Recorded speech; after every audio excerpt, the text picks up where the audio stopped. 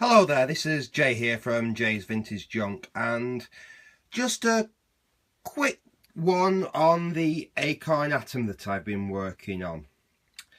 If you've seen any of my other videos, you can see I got this thing. It was in a bit of a sorry state. It still is, to be honest, but we have progress. Yes, we definitely have progress, and I will show you. Look at this. I'll switch the old monitor. Bear in mind, this is going to flicker like hell because I'm going to just try recording a CRT monitor, but there we go, the monitor's on. If I switch the Atom on, nasty, but more than we was getting before. I hit the brake key, look at that. We have a functioning Atom. Absolutely fantastic. Yeah, I know there's something obviously wrong with the timings on there. It's rolling like mad. But at least I can see that the main part of the computer, and look, we're getting errors. I might even try and type a basic program. Let's have a go at this. Oops, apparently that was a major thing with the yeah, there's quite a few keys not working yet, so perhaps not. 10 print. I don't even know whether this works on this version of Basic. Return. No. But as you can see, the actual processor's running and everything. That's quite nice. We go over to the Atom. Let me just spin it back over there. As I said on my previous video, I whizzed out the old voltage reg there, and it's being fed 5 volts, a nice smooth 5 volts straight in there.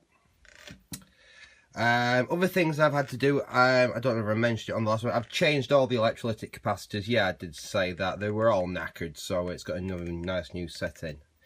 Now, one thing I will say is when you buy these things, you don't know what other people have done in the past, and problem number one had nothing to do with a failed IC. It was definitely due to the Phantom Dabbler, because if you remember me mentioning that big mustard capacitor, which was mounted,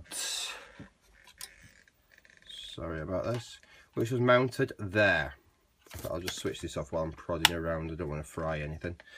Anyway, that is let's get that on camera. Focus, come on, focus. There we go.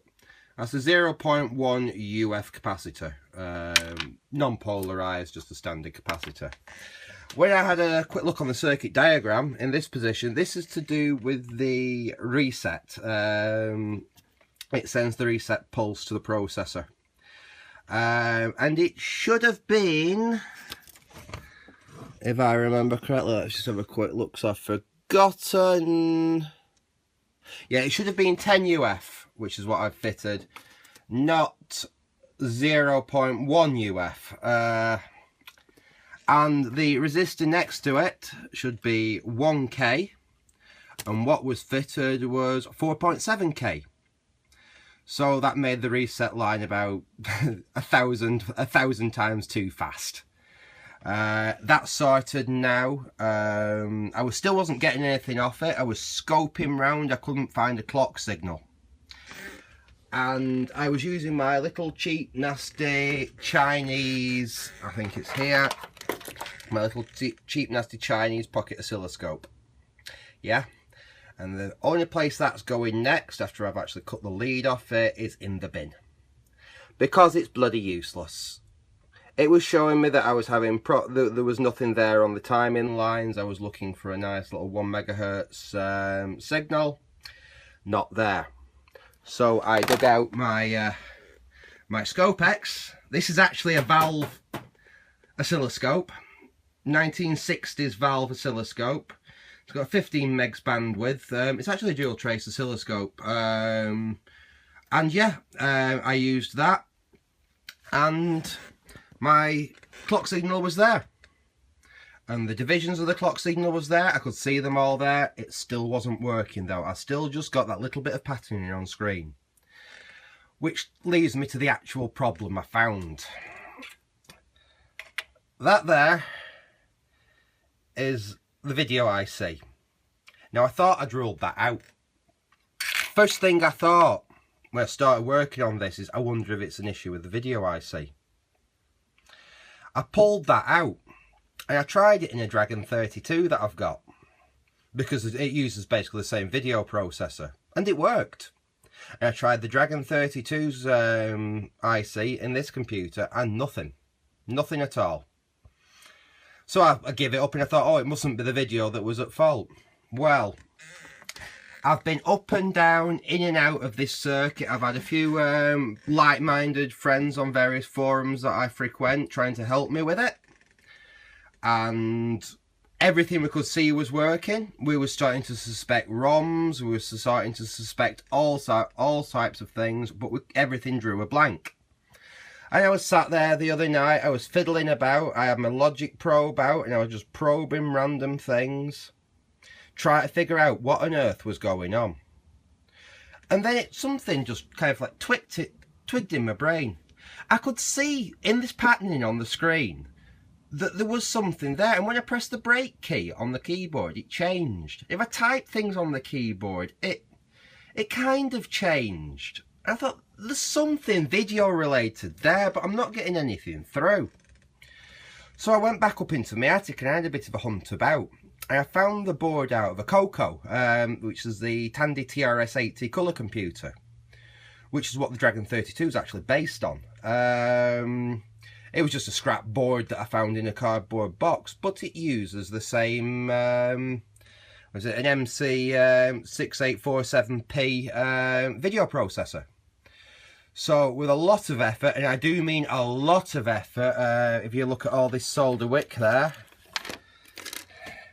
yeah, it was a bit of a bitch to get off. A real bugger, that one. It took about an hour of very careful desoldering with a desolder pump, desolder braid, you name it. But I managed to extract the IC and not damage the board, so if I want to use it for anything else in the future, get it going. I haven't actually damaged the board. I managed to extract the IC, I plugged it in, and you can see the results. Once more, switch on. Now that is quite normal for an Atom. When you first switch on an Atom, you get gibberish on the screen. Press the brake key and there we go, that's working. Like I said, I've still got this little bit of a timing issue to sort out yet. It's as though it's over scanning. I really don't know what's going on there. I'm going to have to do a little bit more research on that. But as we can see, we do have a working computer and I'm absolutely delighted. Next thing I need to do is obviously I need to sort this keyboard out, which is the absolute bugbear of these Acorn Atoms. These keyboards are a bit of a nightmare. They're rather fragile. In fact, even while I was working on it, one of the keys has popped off and shot under my bench. So I'll have to retrieve that. And when I bought it, the E key was missing. So I need to sort something out for that. But so far so good. And as you can see, I have now a working Atom and I am delighted. Okay, I think that's all I'm going to do for today. I just thought I would show you how far I've got on. Thanks for watching.